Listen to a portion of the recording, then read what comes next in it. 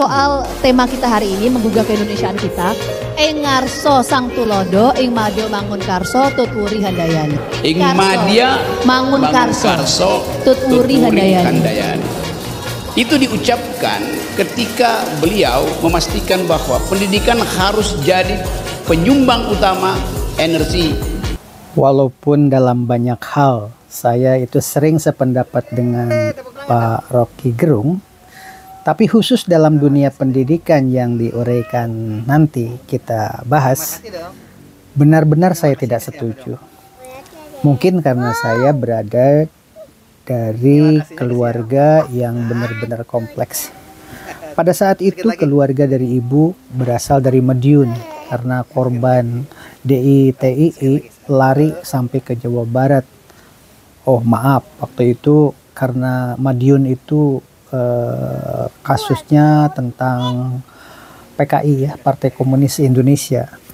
Nah, karena seorang yang taat beragama ya terusir, akhirnya sampailah di Jawa Barat. Kira-kira cerita yang saya terima seperti itu pada saat itu.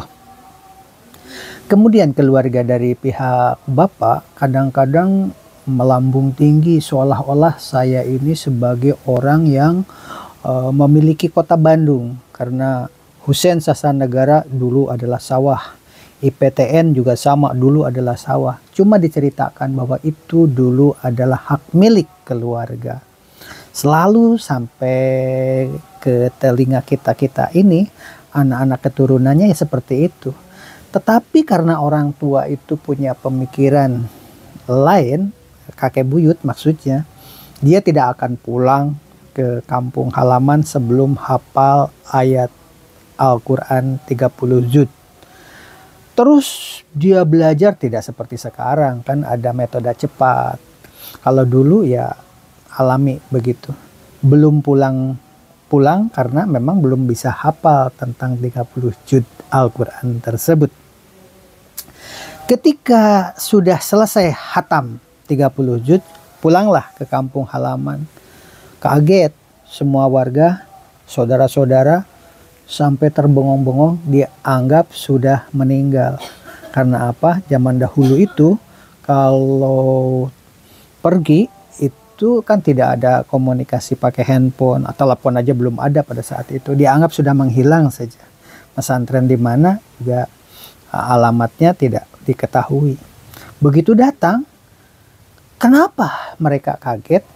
Karena harta kekayaan semuanya sudah dibagi-bagi dan keluarga dari pihak bapak saya itu tidak kebagian harta kekayaan karena dianggap sudah meninggal.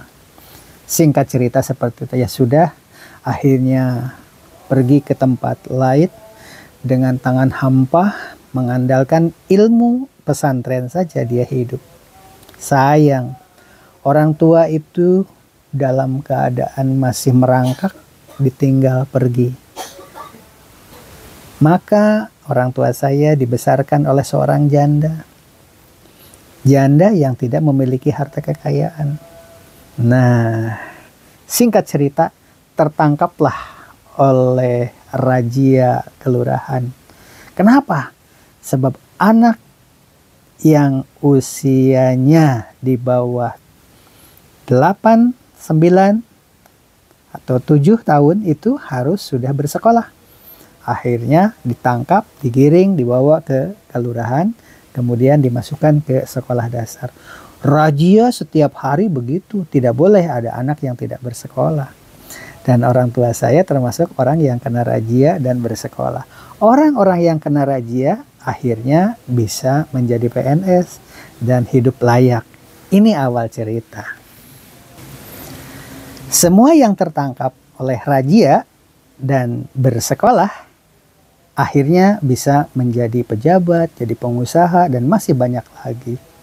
Bagaimana nasib mereka yang tidak tertangkap oleh pemerintah dan tidak bersekolah? Tentu nasibnya tidak sebaik itu. Jika Pak Rocky Gerung mengatakan pendidikan di Indonesia itu tidak berhasil, saya agak beda pendapat. Kenapa? Indonesia merdeka dengan cara memerdekakan diri sendiri, melawan penjajah. Sementara negara-negara yang disebutkan oleh Pak Rocky Gerung kan tidak seperti itu. Singapura, mereka itu kan dari Malaysia ya. Nah, Malaysia itu sendiri kan persemakmuran. Indonesia benar-benar dari nol, begitu merdeka tidak langsung membangun. Perseteruan antar partai. Komunis yang paling terasa. Bagaimana peristiwa pada saat itu? DITII juga sama. Kemudian RMS dan masih banyak lagi sampai sekarang. Aceh sudah selesai, sekarang Papua dan terus saja begitu. Bahkan yang paling menguras tenaga, energi semuanya itu adalah Timur Timur. Kayaknya perekonomian Indonesia pada saat itu habis oleh Timur Timur.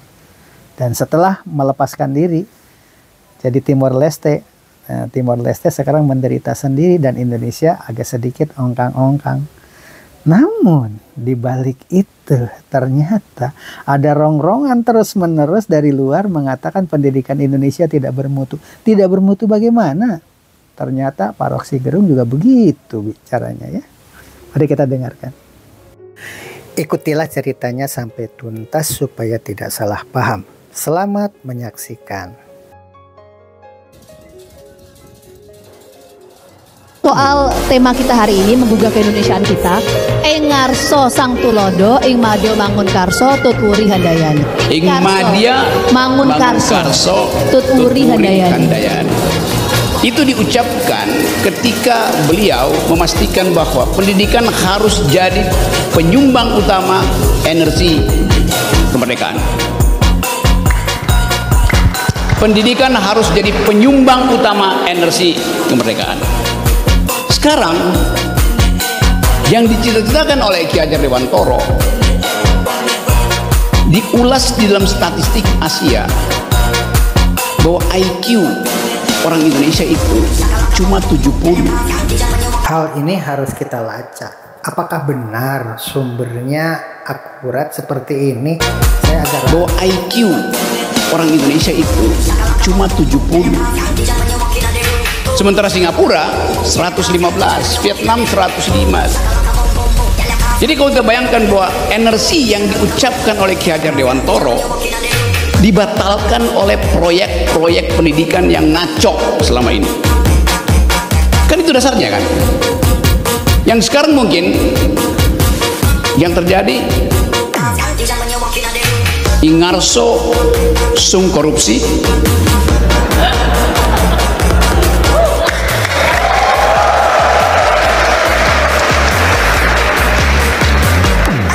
Ingarso sung korupsi, ing madya mangun dinasti,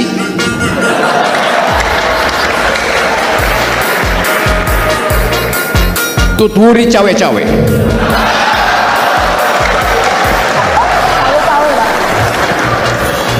Itu yang kita punya hari ini, yang menyebabkan perintah konstitusi untuk mencerdaskan kehidupan bangsa tidak terjadi.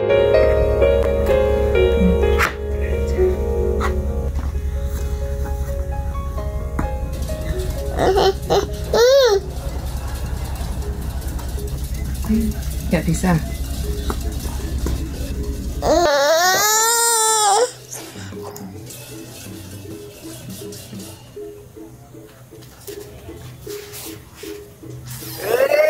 Tepuk tangan dong.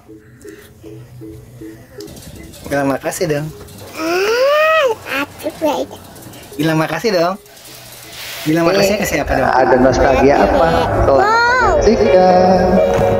Terima kasihnya ke siapa? Nah, masukin lagi, masukin lagi. Masukin lagi. Oh, masukin lagi satu.